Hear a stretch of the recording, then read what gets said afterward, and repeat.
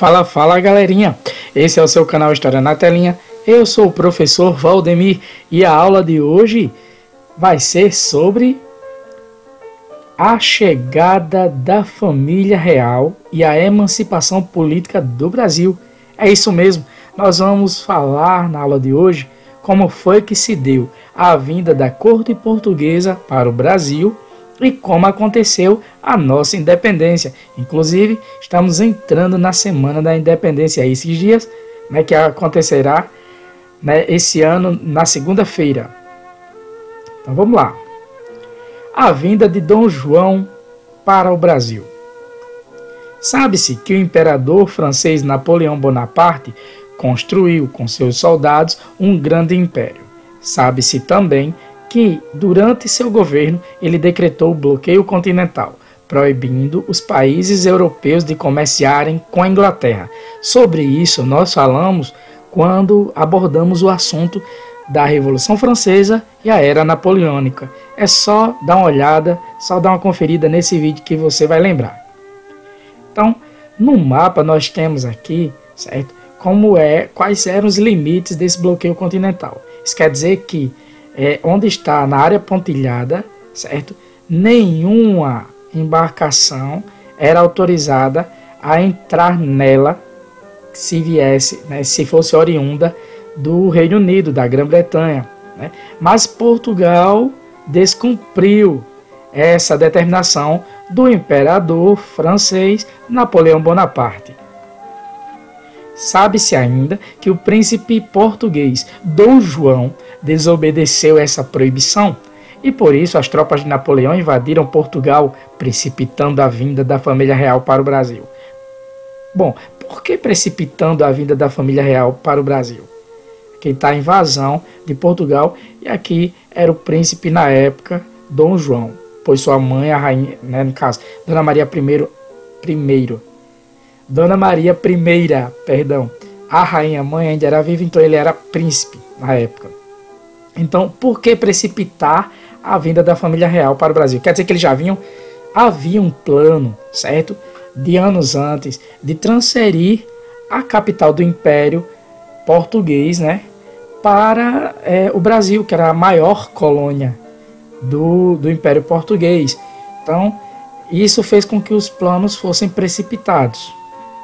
Dom João se mudou protegido pela marinha inglesa e acompanhado de 10 a 15 mil pessoas, praticamente uma cidade do interior. Então, a esquadra portuguesa, a corte portuguesa aqui chegando acho que Baía de Guanabara, no Rio de Janeiro, e escoltada por embarcações inglesas.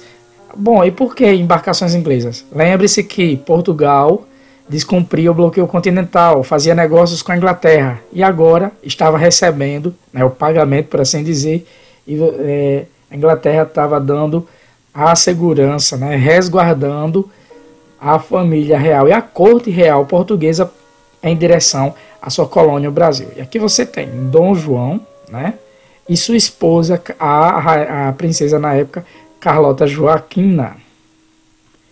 Em janeiro de 1808, ele e sua comitiva chegaram a Salvador, na Bahia, e pouco tempo depois desembarcaram no Rio de Janeiro. E aqui está o desembarque, da família e da corte real no Rio de Janeiro. Imagine milhares de pessoas desembarcando ao mesmo tempo, no mesmo dia, numa cidade.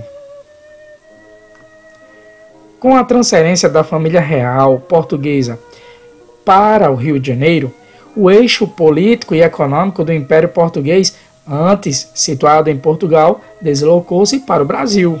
E a capital do Império Português ficou sendo Rio de Janeiro, mais tarde, certo? Então você veja, o que é que você tem aqui?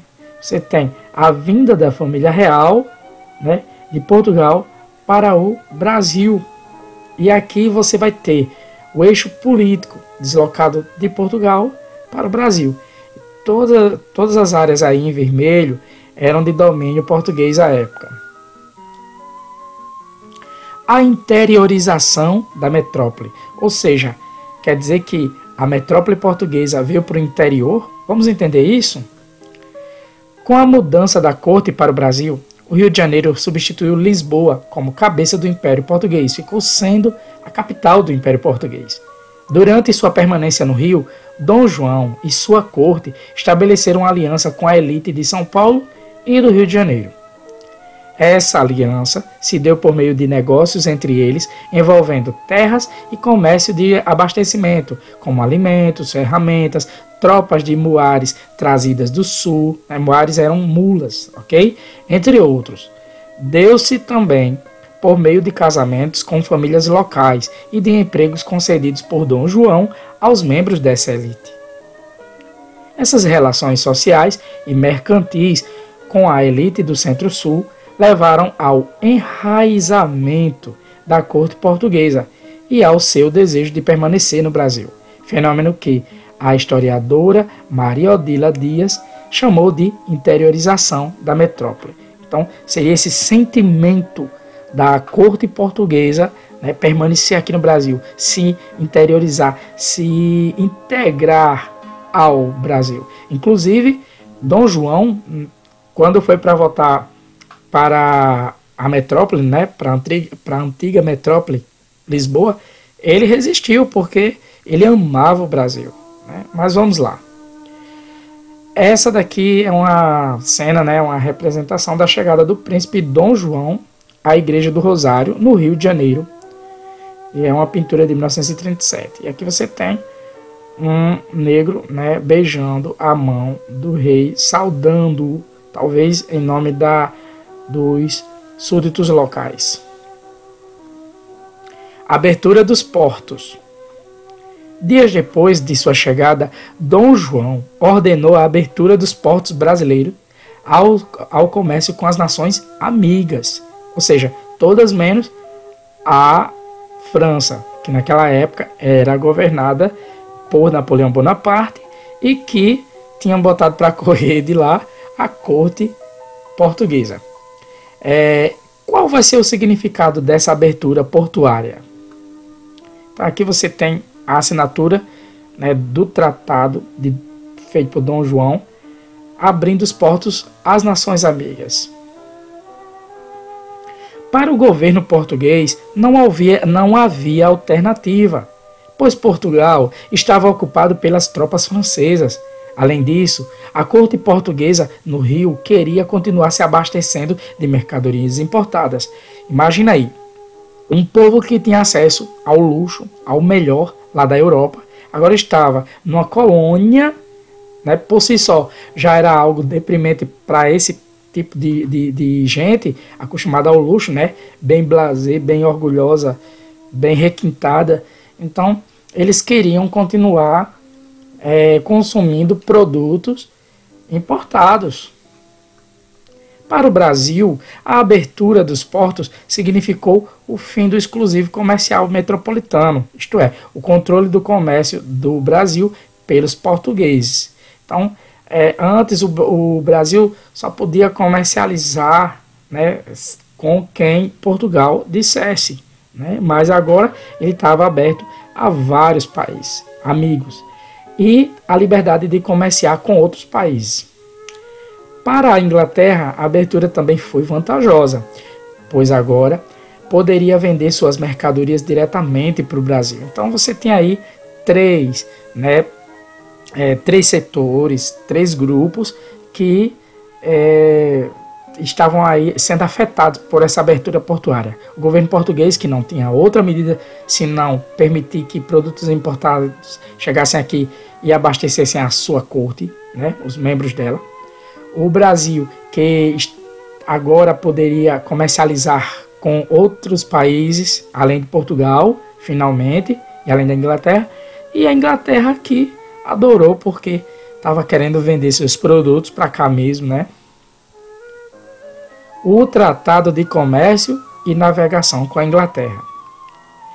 Bom, é previsível que, se você tem um país que deu suporte a você na sua fuga, né, que deu segurança de Lisboa até o Brasil, ia querer algo em troca, né, além do que você já tinha feito comercializando com ele antes, furando o bloqueio continental imposto por Napoleão.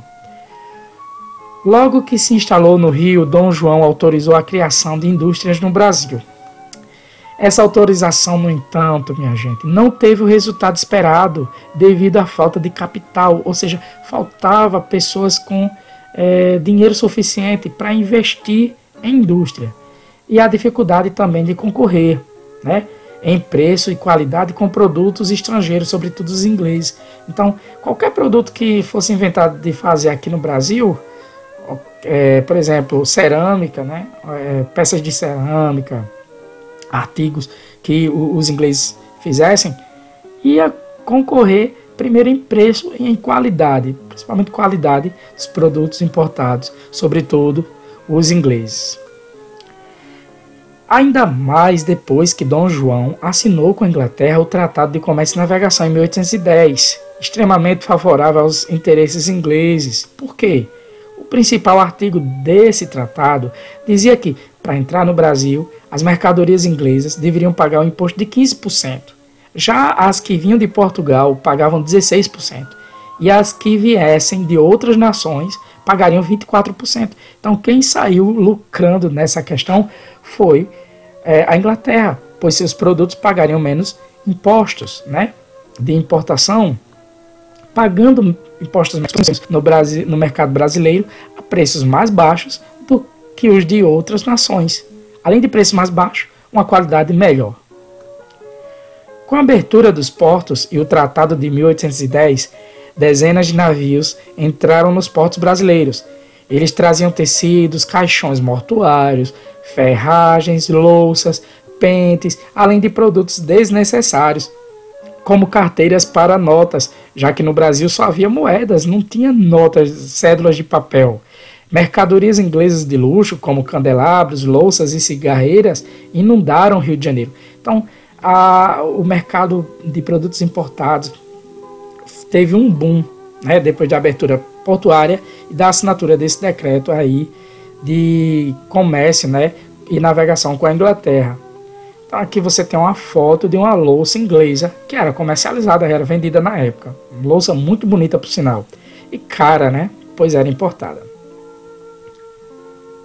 A administração joanina. Como se dava a administração no tempo de Dom João? Com a vinda de Dom João, a cidade do Rio recebeu uma série de melhorias.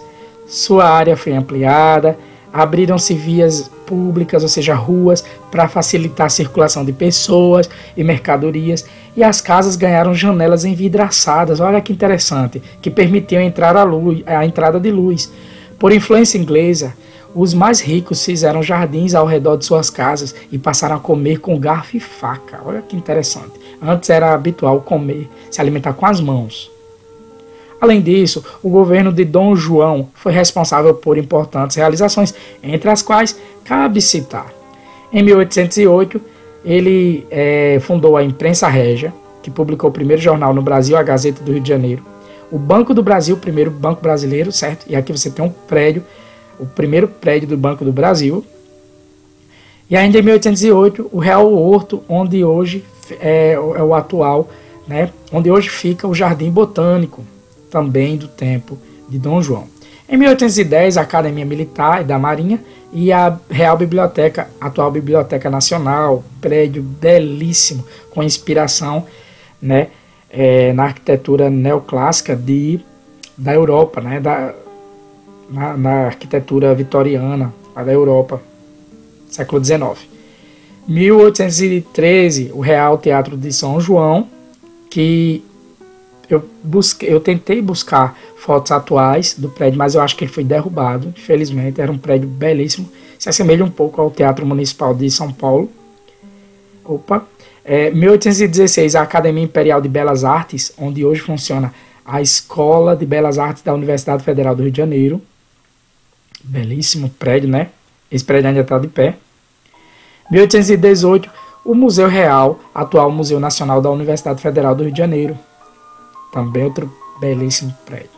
Os prédios tinham, né, uma característica, né, vitoriana, neoclássica, daquele período mesmo.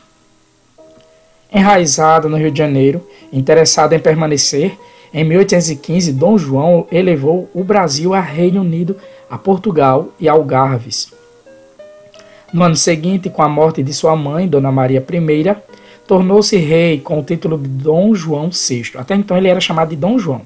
Então, quando se torna rei, eles se denominam, né, dão um nome a si.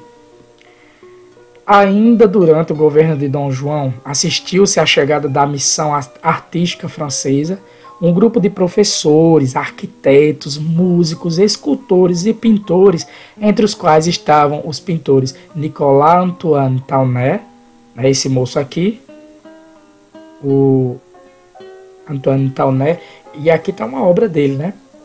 E o Jean-Baptiste Debré. Debré ele ficou muito famoso por retratar cenas do cotidiano colonial, né? Sobretudo abordando a temática, né, dos escravos. Olha. E aqui você tem uma obra bem famosa, Um Jantar Brasileiro.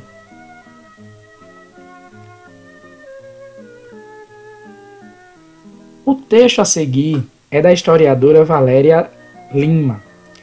No cômputo geral, disse ela, das imagens de Debré, é evidente, como vocês viram, Debré ele tinha muito essa temática de, como é que se diz, registrar o cotidiano dos escravos.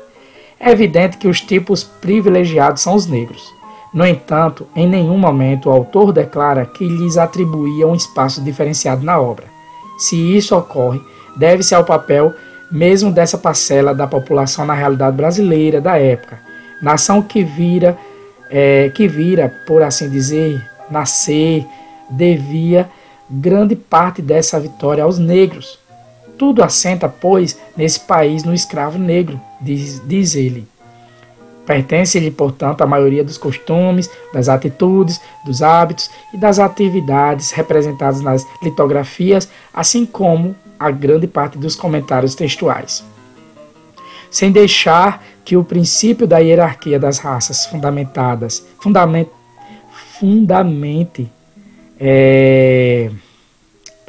sem deixar que o princípio da hierarquia das raças fundamente seus comentários, o modelo clássico que emprega para retratá-los eleva-os aos olhos de quem admira suas figuras, em geral envolvidos com trabalho. Negros e negras expõem uma presença espiritual que vai além das cenas em que são representados.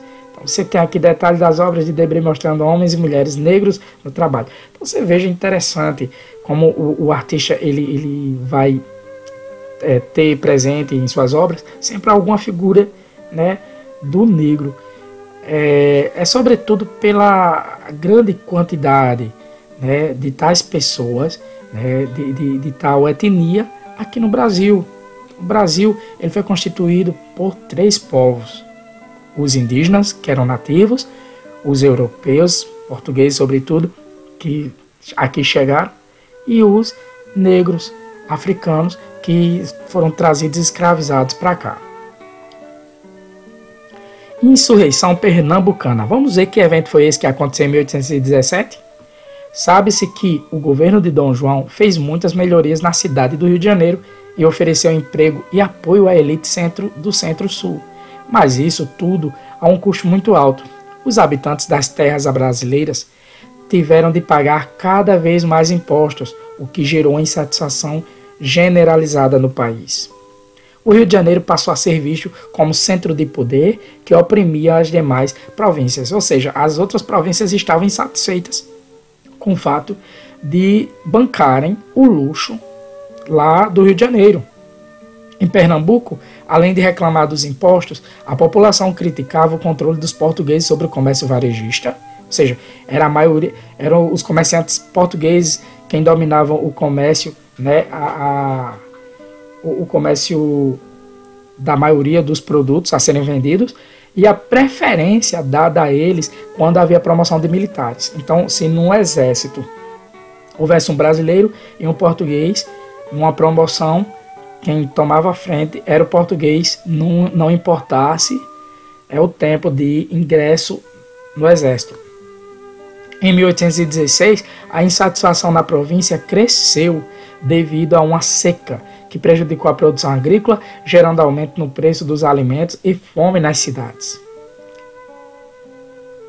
No ano seguinte, em 1817, nesse ambiente tenso, os rebeldes pernambucanos se rebelaram, expulsaram de Pernambuco o governador e proclamaram uma república, certo? Então, uma nação governada por um presidente e não por um monarca, separada de Portugal e do Rio de Janeiro.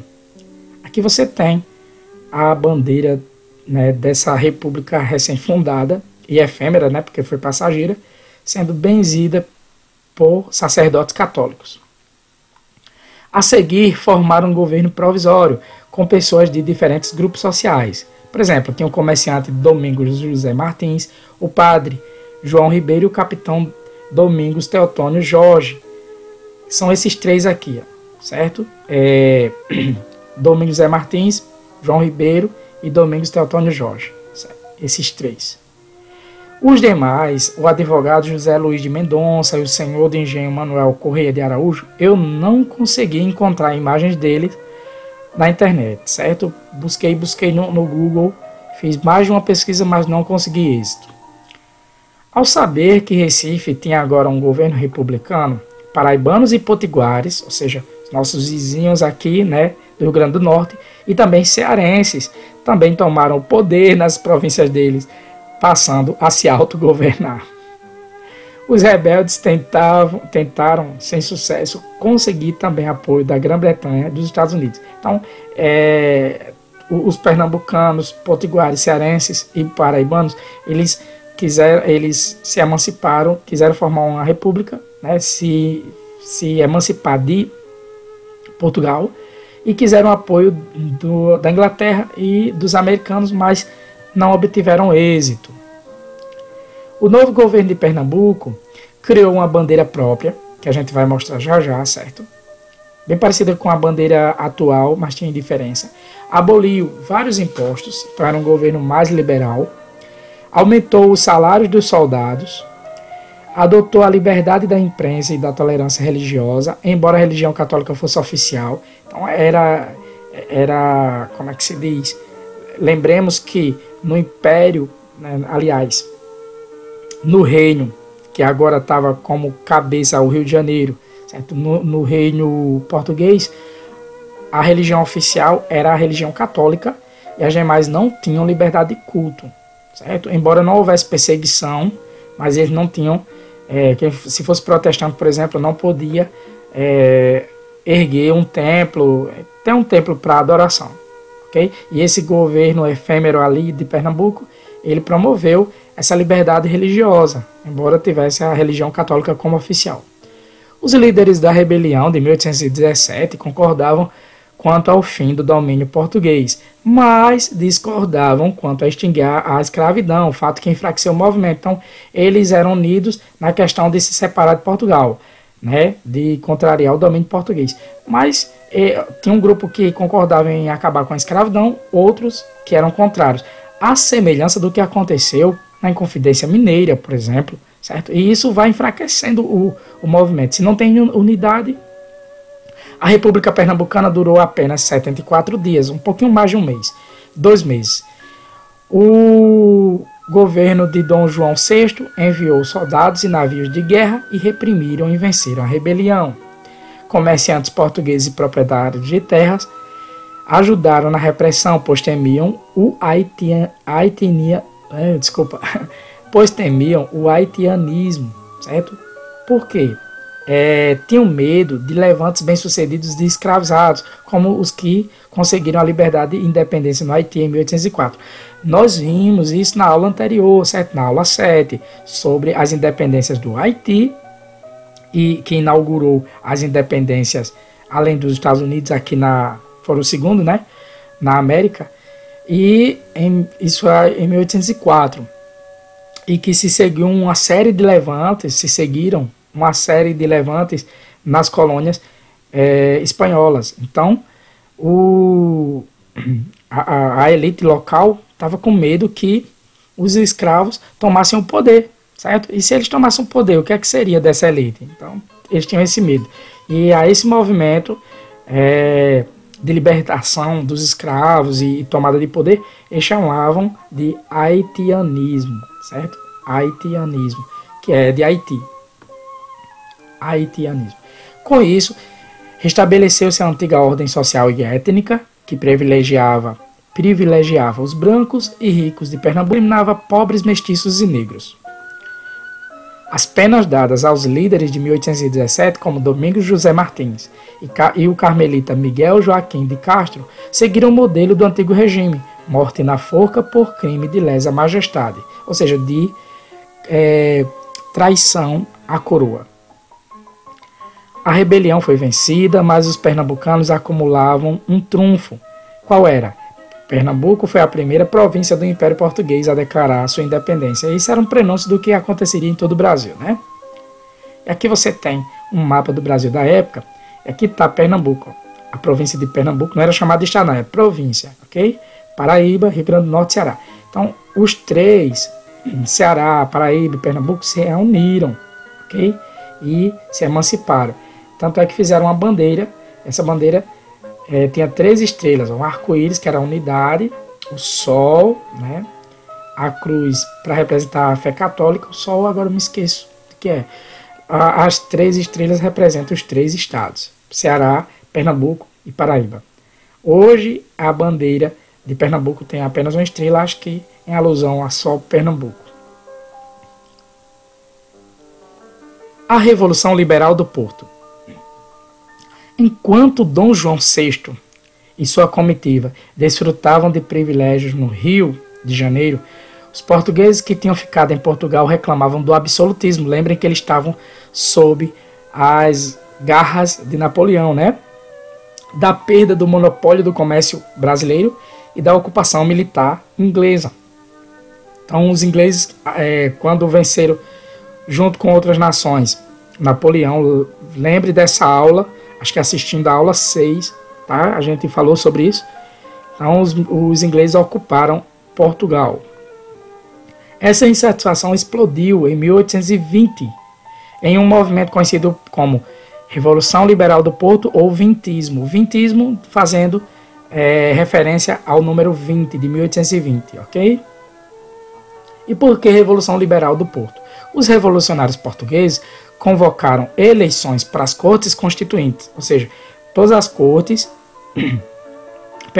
a do Brasil e a de Portugal iam se reunir para fazer uma nova Constituição. A maioria dos deputados das cortes decidiu que Dom João VI devia voltar imediatamente a Portugal e com seus poderes limitados por uma Constituição. A partir de então, Portugal seria uma monarquia constitucional. Um rei, ele ia governar, mas tinha uma lei acima dele, que era a Constituição. E aqui você tem a seção das cortes, né, uma arte de cerca de 1920, de Oscar Pereira da Silva. Deputados brasileiros foram para Portugal com a esperança de se juntar aos seus colegas portugueses e fazer uma Constituição. Mas chegando lá, descobriram que o desejo dos portugueses era que o centro das decisões do Império Português voltasse a ser Lisboa. É claro. No Brasil, a elite do Centro-Sul estava dividida em 2 grupos políticos. Membros de importantes famílias fluminenses, ou seja, lá do Rio de Janeiro, e mineiras, como José da Silva Lisboa, apoiavam a volta de Dom João VI para Portugal e a organização de um império independente do Brasil governado pelo príncipe Dom Pedro. Então esse grupo aí queria que Dom João voltasse para Portugal e deixasse aqui Dom Pedro regendo um império independente de Portugal, né, que não dependesse mais de Portugal.